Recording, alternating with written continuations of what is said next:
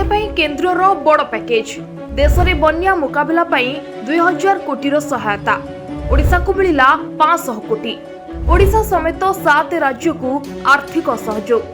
देशर विभिन्न राज्य में लगाण वर्षा और बन्या परिस्थिति मध्य केंद्र सरकार बड़ आर्थिक सहायता घोषणा करिसेंती। बन्या प्रभावित 7टी राज्य को मोट 2117 कोटी टंकार सहायता मंजूर करा जायछि।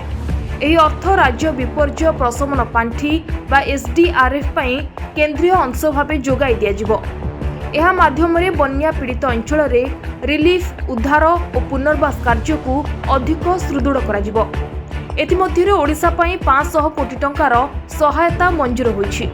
एहा 2026-27 आर्थिक वर्ष पई SDRF रो केंद्रीय अंशर द्वितीय किस्ती भावे अनुमोदन करा जायछि।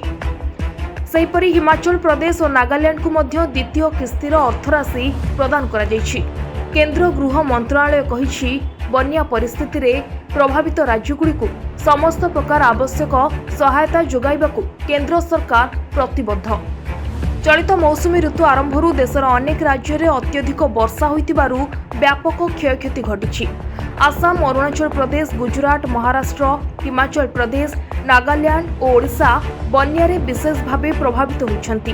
एही परिस्थिति रे केंद्र सरकार राज्य सरकार मानक सह समन्वय रखी रिलीफ और उद्धार कार्य को जोरदार करिछन्ति।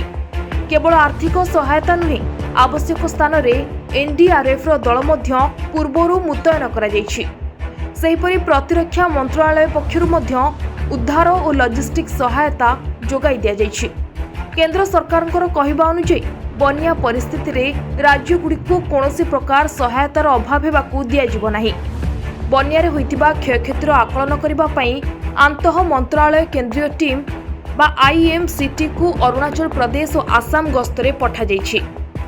आसाम रे बन्यार गंभीरता को दृष्टि रखी 2टी केंद्रीय टीम नियोजित होइतिबा बेले नागालैंड सरकारଙ୍କର अनुरोध क्रमे सेठाकू मध्य एक केंद्रीय टीम पठा जायछि। एही टीम गुड़िक क्षयक्षतिर आकलन करी रिपोर्ट देबे, जहा आधार रे भविष्यत अधिक सहायता प्रदान करा जाय परिबो।